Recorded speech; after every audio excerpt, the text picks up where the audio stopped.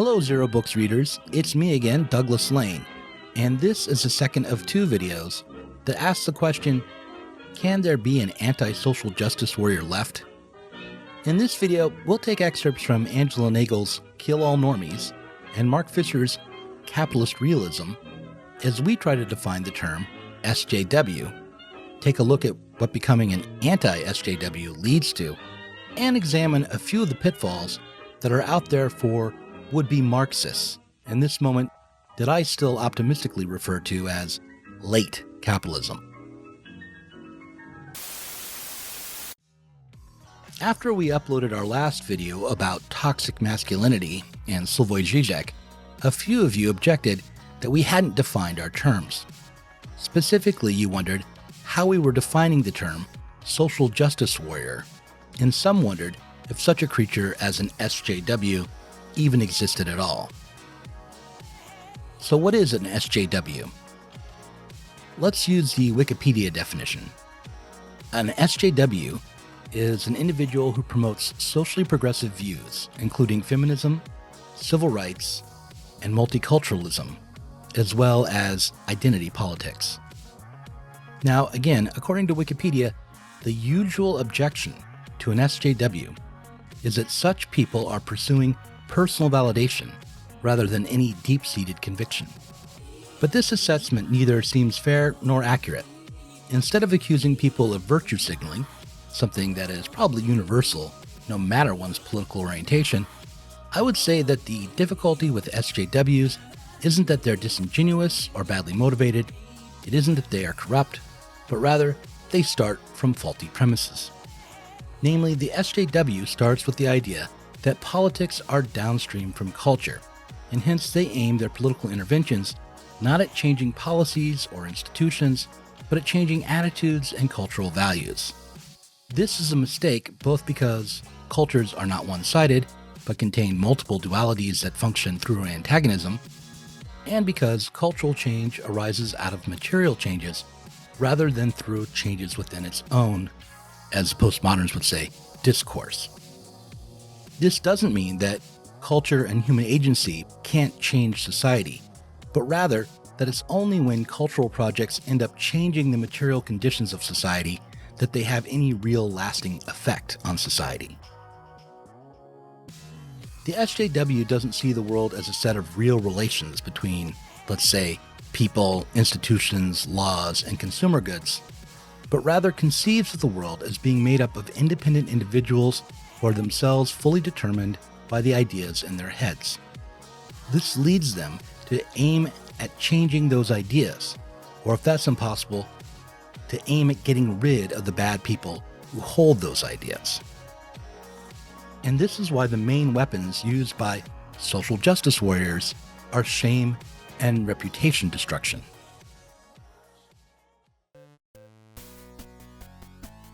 I imagine some viewers are objecting at this point. These SJWs are imaginary, you might be saying. Or you might be saying, the only people who talk about SJWs are people who don't care about overcoming racism, sexism, homophobia, and the rest of the forms of oppressions that benefit white, cis-het men in society. Of these two objections, the second is closer to the truth than is comfortable to admit, and we'll return to it in a way. But let me knock the first objection aside by an appeal to authority and to anecdotal experience. First, though, let me say this. The SJW is a boogeyman. That is, nobody is really and fully an SJW. Rather, people who participate in the practice of call-out or public shaming do so to a greater or lesser degree, and that activity hardly defines the full range of anybody's given politics. But even so, practice can range from being annoying to being destructive.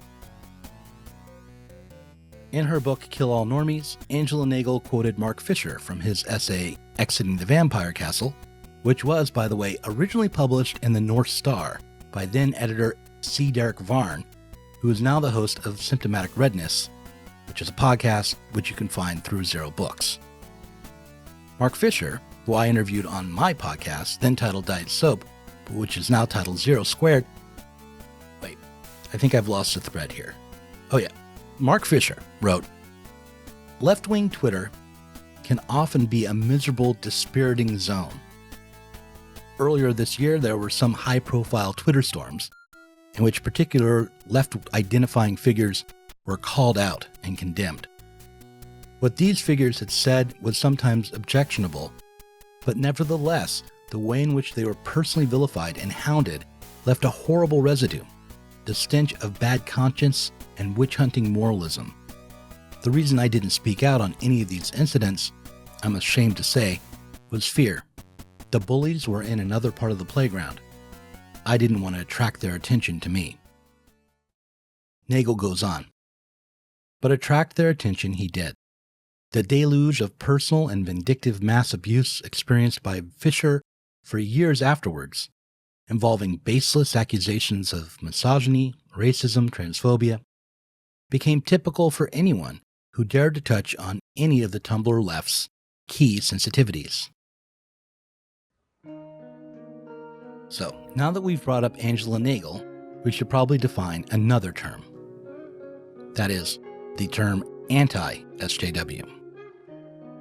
An anti-SJW is a person who defines his or her politics by his or her opposition to SJWs. The anti-SJW can be on the far right, in the center, or even on the left. Wherever he is on the political spectrum, he is locked into a never-ending battle online.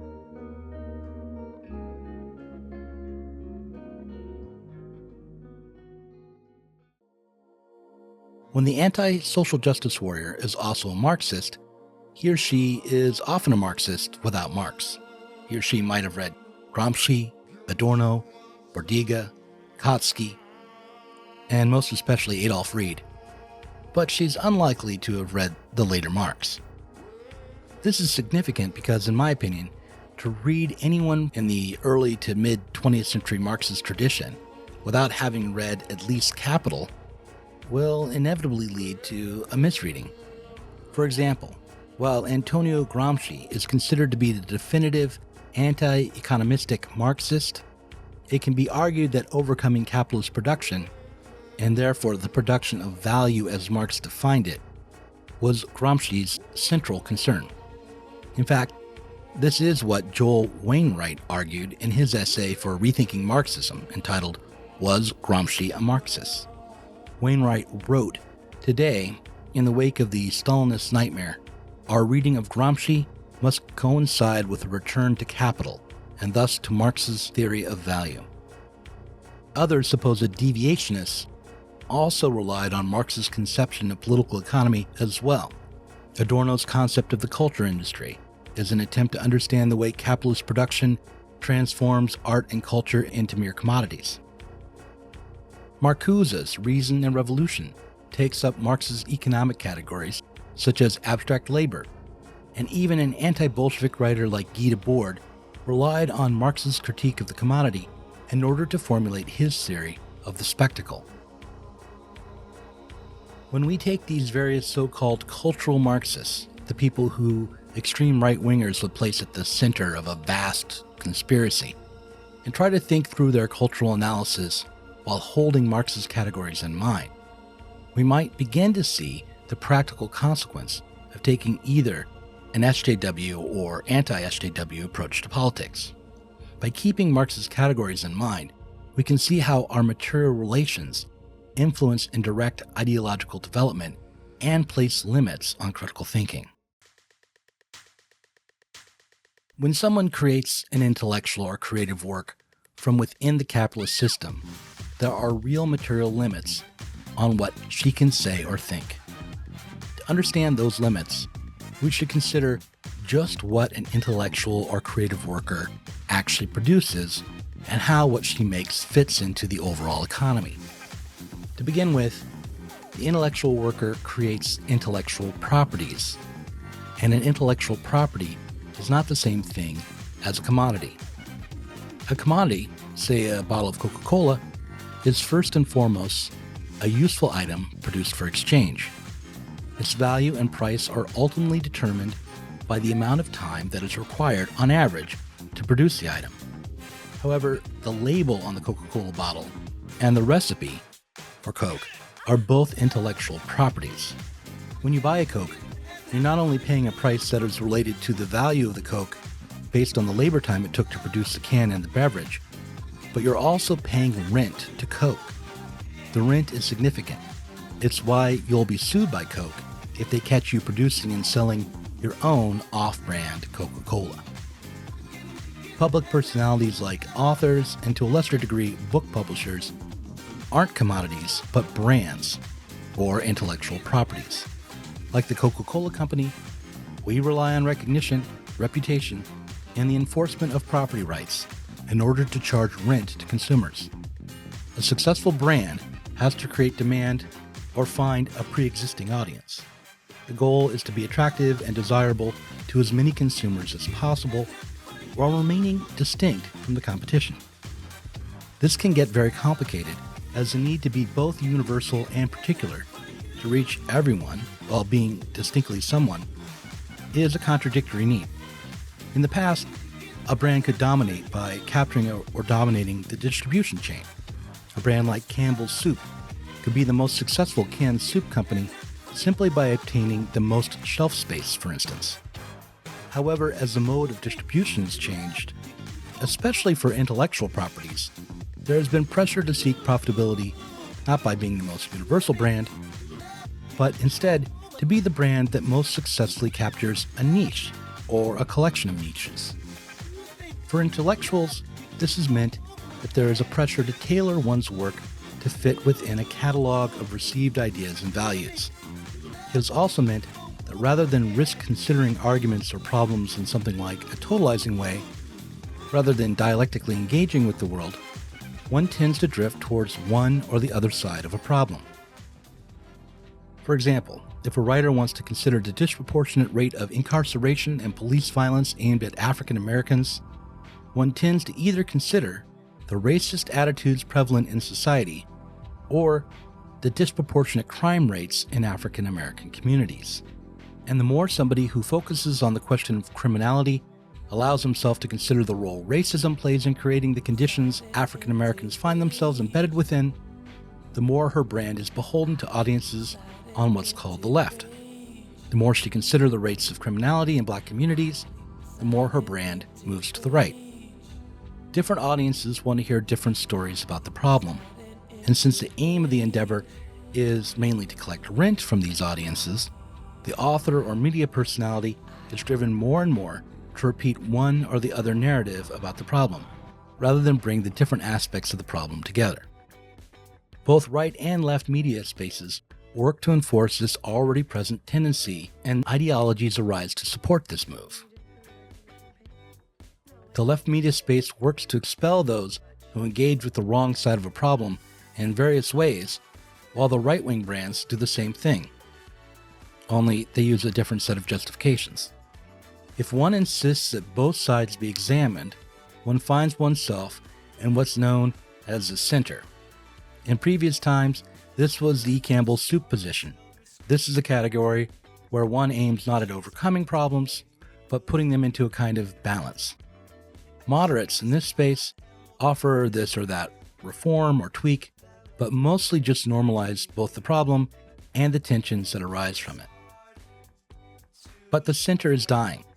This is a boon to the left and the right as brands, but may have some terrible consequences for intellectuals and political activists when it comes to creating content that has human value. The problem can't be overcome in a single moment. There is no single method or obvious position to take in order to avoid the trap that capital sets for intellectuals, artists, and other media types. Instead, we're tasked with the need to be constantly vigilant and to push against this general trend as best as possible. But in order to make good decisions, in order to avoid the trap, we can't merely ignore the difficulty or aim at being edgy. Finding the edge of your current category is only helpful if you also understand what the consequence of crossing the line will be. For example, if you're in the left category for reasons that have to do with your estimate of the validity of the ideas on the left, rather than merely because this is how you found a way to build an audience, and you find an edge to the marketing category, you should be aware of what crossing that edge will do to your brand, because you could easily be compelled to abandon those ideas you care about as you end up accommodating yourself to fit within the right-wing category. In his book, Capitalist Realism, Mark Fisher wrote, "Capitalist ideology in general consists precisely in the overvaluing of belief, in the sense of inner subjective attitude, at the expense of the beliefs we exhibit and externalize in our behavior. So long as we believe in our hearts that capitalism is bad, we are free to continue to participate in capitalist exchange." I would add to this by noting that for content creators, these subjective attitudes are always already externalized, not only as potential audiences who hold these attitudes and consume content based on how well it correlates or adds to their pre-existing attitudes, but also in networks of association and digital exchange that constitute the material basis for the reproduction of these same audiences and attitudes. Further still, given that capitalism is not first and foremost an ideology or a set of beliefs, but an economic system of production and distribution, we are not only free to participate in capitalist exchange, but compelled to. Whatever projects we develop to change that situation will have to keep the reality of capitalism in mind, even as we work to change it.